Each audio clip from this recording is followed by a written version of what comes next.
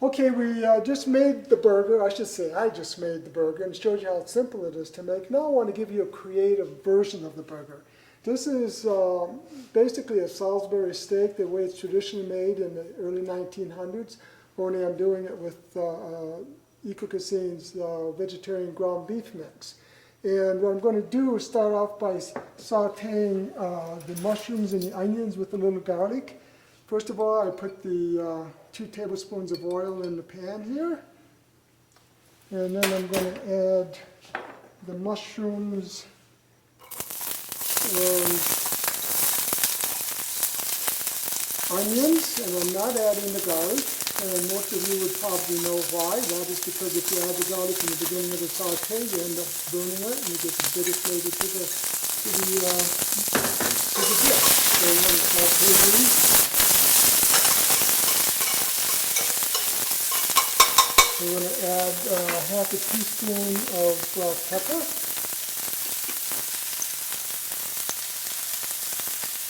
And I want the onions just to become translucent.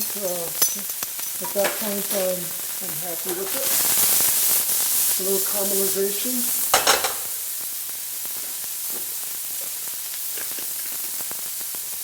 Now, while those are sauteing, I'm going to turn that down a little bit so we don't burn it. I'm going to do the same process that I did before. In other words, 6.5 ounces of ground beef, 2 ounces of the mix, the chicken stock quick mix. Again, these are Eco-Cuisine's products. These are pulses, by the way, also.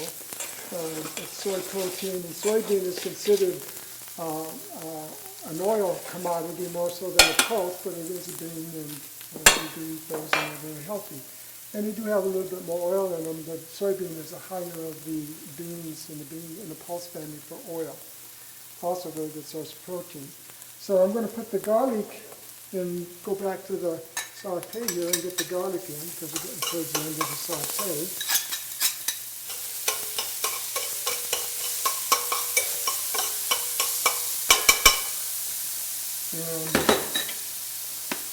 And then we're going to come back to this. Now this is the catchy part here. Now this is a real simple process, but what I do is I add the beans to this mix. Now these beans are wet.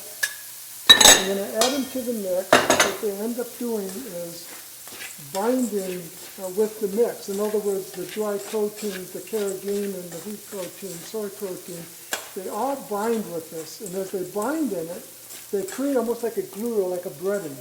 When the water's mixed in, the beans will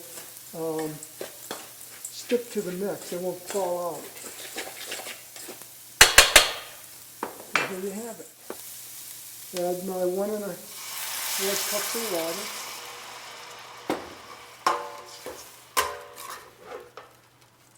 water. And to that, now I'm going to add the dry mix. Now this could sit for up to all day if you want. You can mix it up and just set it aside and come back to it later. I'm doing it on the short end of waiting, but it still does give it the binding mix. It just gets better with age.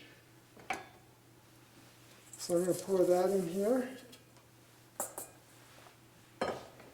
and mix that up again.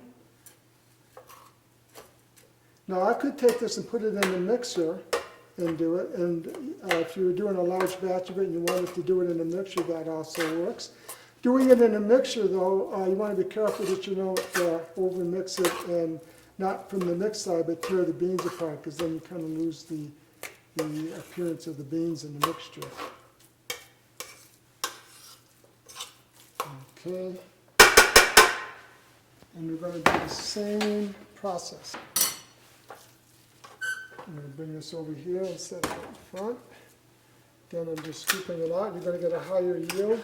This is the other thing about it. You can control your food costs with these. These burgers cost roughly about 50 cents a burger. When you're putting pulses and vegetables into them, you're putting whole foods into them. You're customizing the formula to make it your signature item for your household or your restaurant. So you can do something seasonal. When mushrooms are in season, do a mushroom burger. You know, if you want to do a southwestern burger, you can add pinto beans and fresh cilantro and sun-dried tomatoes and make a beautiful southwestern burger. So your options are infinite with this mix. But the catch is, when you're adding those whole foods, you're adding whole food nutrition to the burger, and you're reducing the food cost of the burger at the same time. So it's a combination. The nice thing about Eco-Cuisine's products is that they offer menu innovation and with a tasty product that's very cost effective. Food costs and labor costs, it's always a struggle with them, so something like this makes it really cost effective solution, menu solution for the vegetarian market, and also for the healthy dining. As Lux International in their research stated that 1/3 of all the human consumption of protein on this planet by 2050 will be plant-based protein of this nature. Now again, here we have the press, and as I mentioned, I use a line on this. I just push down on it like so, get to that line, and we have a Salisbury steak burger. Now, this is the fun part. You can take the burger and take your hands and just form it like so.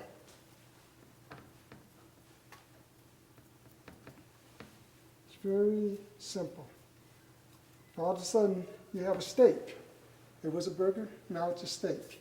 And it could be a meatloaf, or it could be a meatball.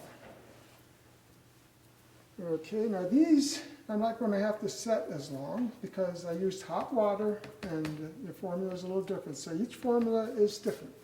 So now I'm going to take the burgers,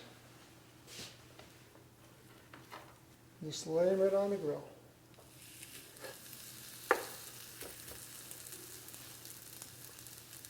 And these can be frozen as is, or they can be cooked and frozen. You can do it either way you wish.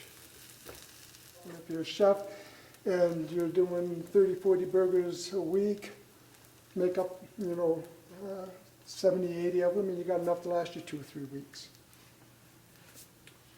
So I'm going to put a little oil on them too. These burgers, remember, do not have a lot of oil in them. You saw the amount of oil that I used in the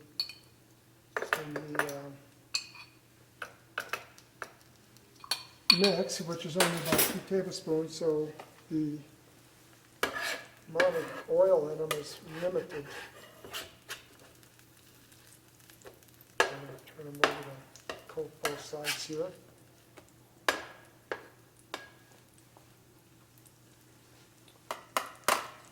Okay, so these burgers are cooking, again, as I mentioned earlier, if you overcook them and they get a little too dry, just add a little more moisture to them, put them in a steamer, and they will rehydrate, so they will come back to normal. If you burn them, obviously they're burnt and you can't use them.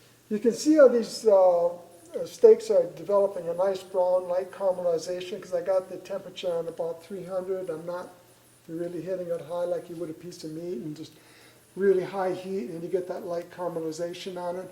You do high heat with these, and you're going to burn cinders. So these vegetarian proteins cook quite differently from traditional proteins. Now they're developing this really nice color. I got the perfect temperature. You can see the beans in there. They're all showing up. You can see the sizzle on it. See, a few of the beans will fall out. That's just normal in anything if you're. But you can see how, if you feel them, if you could feel them, you would see that they're very firm. Now I got just a light brown on them, and that's about where I want to leave them, because you can go darker with it, but I don't really want to go there. So I'm going to pull them off and set them on the pan here. And we have Salisbury steak.